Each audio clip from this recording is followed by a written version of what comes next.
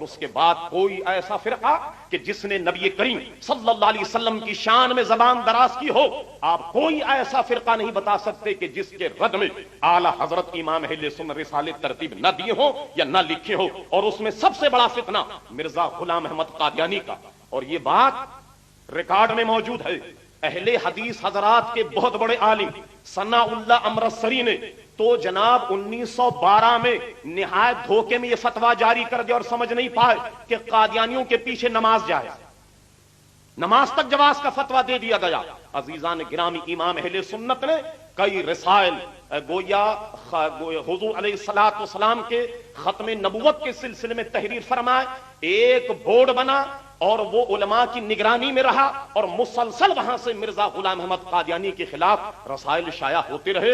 عزیزان گرامی، حقیقت حال یہ ہے کہ قرآن مجید فرقان حمید جو ہمارا سب سے پہلا منبع اور مرجع، اس کا ترجمہ نہایت سلیس زبان میں کیا اور اس کے جو معاملات ہیں، اس کی اچھائیاں اور گویا دوسروں سے موازنہ ایک بہت بڑا عنوان ہے. میں اس پر کچھ عرض نہیں کرتا. حدیث دانی میں اعلیٰ حضرت امام اہل سنت کے چند رسائل، حالانکہ سوال بڑا مختصر ہوتا مگر امام اہل سنت ایک ایسا مبسوط فتویٰ تحریر فرماتے کہ وہ ایک کتابی صورت میں ہوتا. کتنی مختصر بات ہے کہ ہم اہل سنت و جماعت حضور کا جب نام اذان میں آتا تو انگوٹھے چومتے. یہ بڑی مختصر سی بات ہے. اور اس پر مرکزی روایت ملا علی قاری رحمت اللہ تعالی نے موضوعات کبیر میں تحریر فرمائی. ملا علی قاری نے یہ کتاب صرف اس عنوان پر لکھی کہ جھوٹی حدیثیں جو نبی کریم علیہ السلام پر طرف منسوب کر دی گئیں، گھڑ دی گئیں، تو وہ کون کون سی حدیثیں، ان حدیثوں کو پیش کیا. اس کے اوائل میں ایک باب متعین کیا کہ جھوٹی حدیثیں گھڑنے پر وعید کیا ہے، اور ان تمام حدیثوں کا ذکر کرتے ہیں ملا علی قاری جب اس پر پہنچے تو فرماتے ہیں کہ لوگ اس کا انکار کرتے ہیں کہ حضور کا جب نام آئے تو انگوٹھے نہ چومے جائیں.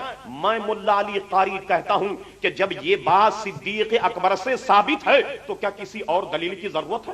اعلی حضرت امام اہل سنت صرف اس مسئلے پر جو مبسوط فتویٰ لکھا ہے وہ فن حدیث پر ایک بہت شاندار فتویٰ ہے جس کو دیکھا جا سکتا ہے. عزیزان گرامی، حقیقت حال یہ ہے کہ آپ کے فتاوے حرم شریف کے حافظ جو وہاں کے نگراں تھے، لائبریرین تھے، انہوں نے چند فتاوے دیکھے، وہ کہنے پر مجبور ہو گئے کہ مولانا احمد رضا خان، اگر تمہارے فتاوے امام اعظم ابو حنیفہ دیکھتے تو ان کی آنکھیں ٹھنڈی ہوتی اور وہ آپ کو اپنے شاگردوں میں گنتے.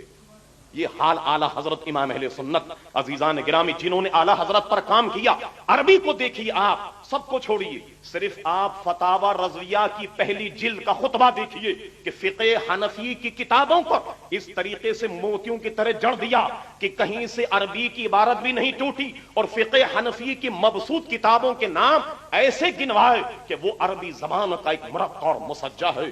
فارسی میں بھی کلام کیا جیسا کہ مجھ سے قبل حضرات گرامی نے خطاب فرمایا، اور اردو میں اللہ اکبر، اردو میں تو ان کو ایسی قدرت حاصل تھی کہ لگتا یہ ہے کہ جب شاعری کرتے ہیں تو لفظوں کا اور گویا الفاظ معنی کا ایک بحر ذخار ہے. اور یوں کہتے ہیں کہ زمین و زمان تمہارے لیے، مکین و مکان تمہارے لیے، چنین و چنا تمہارے لیے، بنے دو جہاں تمہارے لیے، دہن میں زبان تمہارے لیے، بدن میں ہے جان تمہارے لیے، ہم آئے یہاں تمہارے لیے، اٹھیں بھی وہاں تمہارے لیے.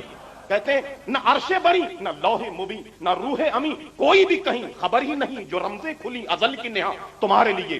صبا وہ چلے کہ باغ پھلے، وہ پھول کھلے کہ دن ہو پھلے، لوا کے تلے ثنا میں کھلے رضا کی زبان تمہارے لیے. حقیقت حال عزیزان گرامی یہ ہے کہ ان کو لفظوں پر ایسی قدرت حاصل ہے کہ ان کے ساتھیوں میں سے کسی کو آپ